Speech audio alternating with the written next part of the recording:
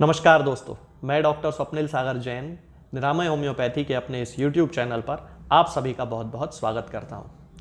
दोस्तों, बहुत दिनों से बहुत सारे लोग जब भी मैं लाइव सेशन लेता हूं तब और वीडियो के कमेंट बॉक्स में मुझसे निजेला सटाइवा के बारे में पूछते हैं। निजेला सटाइवा यानी कि आप सभी लोग इसे जानते हैं, इसे कलौंजी के बीज कहा जाता है।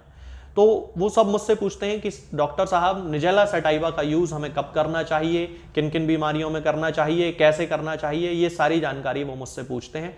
तो आज इस वीडियो में मैं आपको बताऊंगा कि निजेला सटाइवा यानी कि कलौंजी के बीजों का उपयोग हमें किन बीमारियों में करना चाहिए, इसका होम्योपैथी में क्या उपयोग है और किन बीमारियों में किन लोगों को इस कलौंजी के बीज का उपयोग नहीं करना चाहिए। ये सबसे ज़रूरी हिस्सा होगा इस वीडियो का जो मैं आज आपको बताऊंगा। तो दोस्तों, सबसे पहले मैं आपको बताता हूं कि किन किन बीमारियों में हम कलौंजी के बीजों का उपयोग करते हैं।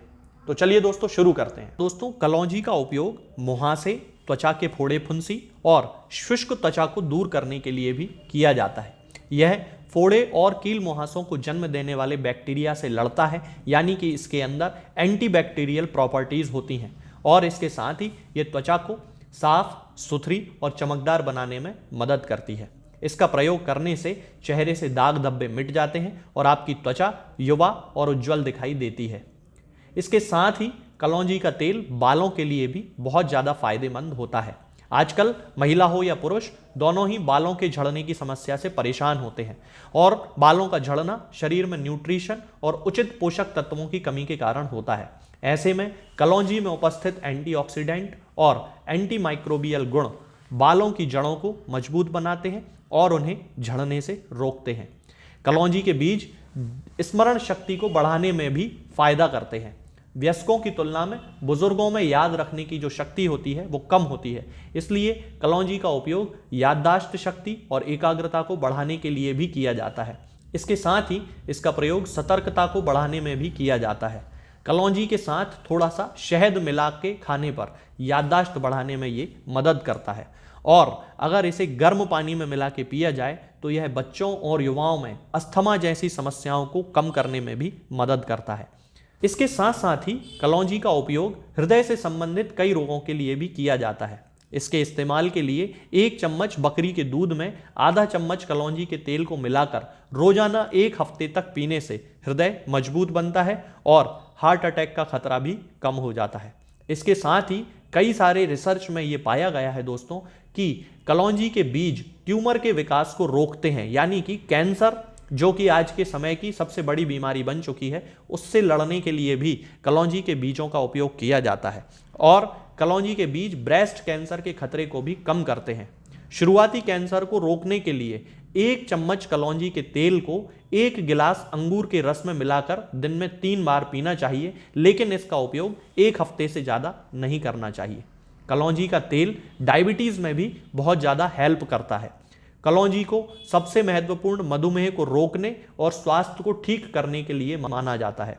मधुमेह पीड़ित लोगों के लिए कलौंजी का तेल बहुत प्रभावशाली होता है। इसका प्रयोग करने के लिए 1 कप काली चाय में आधा चम्मच कलौंजी के तेल को मिलाकर रोजाना सुबह और शाम पीने से 1 महीने में ही इसका असर आपको अपने शरीर पर दिखाई देने लगेगा। इसके अलावा कलौंजी मोटापा कम करने के लिए भी बहुत ज़्यादा फायदेमंद मानी जाती है। इसके लिए आधा चम्मच कलौंजी का तेल और 2 चम्मच शहद के मिश्रण को गुनगुने पानी के साथ लेने पे 1 दिन में यदि इसे 3 बार लिया जाता है तो मोटापा बहुत कम होना शुरू हो जाता है। तो दोस्तों, ये सब कलौंजी के बीज के फायदे होते हैं। हम इन सब बीमारियों में कलौंजी के बीजों का उपयोग कर सकते हैं। आयुर्वेदिक और यूनानी चिकित्सा पद्धति में तो इसके बारे में ये कहा जाता है कि मौत को छोड़कर ये हर बीमारी से लड़ने की क्षमता अपने अंदर रखती है।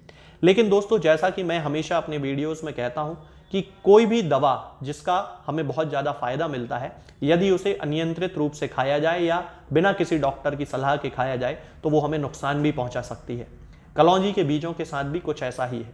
कलौंजी के बीज उन लोगों को नहीं खाने चाहिए जिनको कि पित्त दोष की शिकायत होती है, यानी कि वे लोग जिनके शरीर में बहुत ज़्यादा गर्मी होती है, वे लोग जिनका इंडाइजेशन की जिनको बहुत ज़्यादा शिकायत होती है, यानी कि अपच की शिकायत होती है, और ख़ास तौर से उन लोगों में जिनमें कि खट्टा पानी मुंह में आता है, इसके साथ साथ जिन लोगों को पित्ताशय की पथरी जैसी शिकायतें होती हैं, लिवर से रिलेटेड कोई प्रॉब्लम होती है, उन लोगों को बिना डॉक्टर की सलाह के कलौंजी के बीजों का सेवन नहीं करना चाहिए। इसके साथ साथ में जिन महिलाओं में मासिक धर्म संबंधी अनियमितताएं होती हैं, यानी कि वे महिलाएं जिनमें कि मासिक धर्म के दौरान बहुत ज़्यादा ब्लीडिंग होती है, खास तौर से उन महिलाओं को तो कलौंजी के बीजों का सेवन बिल्कुल भी नहीं करना चाहिए। जो माताएं अपने बच्चों को स्तनपान करा रही हैं, यानी कि दूध पिला रही हैं, उन्हें भी बहुत ही सीमित मात्रा में डॉक्टर से परामर्श करने के बाद ही कलौंजी के बीजों का सेवन करना चाहिए, अन्यथा उसके बहुत ज़्यादा साइड इफेक्ट्स देखने को मिल सकते हैं। इसके साथ में चूंकि इसका सीधा प्रभाव हृदय पे पड़ता है और ये खून को पतला करने का भी काम करती है, तो जिन लोगों की हार्ट से रिलेटेड कोई दवाएं चल रही हैं, खास तौर से वे लोग जिनकी खून को पतला करने वाली दवाई चल रही है, जिनका खून गाढ़ा हो जाता है ऐसा कहा जाता है, उनकी इकोस्प्रिन जैसी यदि कोई दवा या और कोई दूसरी दवा चल रही है, उन लोगों को भी बिना चिकित्सक के सलाह के इसका उपयोग यानी कि कलौंजी के बीजों का उपयोग नहीं करना चाहिए। तो दोस्तों ये सारी चीजें हमें हमेशा ध्यान रखनी चाहिए। अब दोस्तों यदि हम इसके मदर टिंचर की बात करते हैं कि होम्योपैथी में जो निजेला सटाइवा का मदर टिंचर यूज किया जाता है, चूंकि उस पर अभी बहुत ज्यादा रिसर्च नहीं किए गए हैं, बहुत सारी इस पे अभी प्रूविंग्स होना बाकी हैं, तो मैं आपको ये सलाह दूंगा आप इसको अवॉइड ही करें तो ज्यादा अच्छा रहेगा। निजेला सटाइवा का मदर टिंचर अभी उपयोग में ना लाएं। यदि आपको इसका उपयोग करना ही है तो कलौंजी के बीजों का जो तेल मार्केट में अवेलेबल होता है, किसी भी मेडिकल स्टोर पे भी मिल जाता है और पंसारी की दुकान पे भी आपको मिल जाएगा, तो आप वहां से इसको लेके और जैसे जैसे डोजेज कोई डॉक्टर आपको बताते हैं या मैंने वीडियो में अभी बताए हैं, आप उस हिसाब से ले सकते हैं। आज के इस वीडियो में दोस्तों फिलहाल इतना ही। आगे के वीडियोस में मैं आपसे बात करूंगा कुछ नई बीमारियों के बारे में और उनकी होम्योपैथिक दवाओं के बारे में। तब तक के लिए जय हिंद, जय भारत।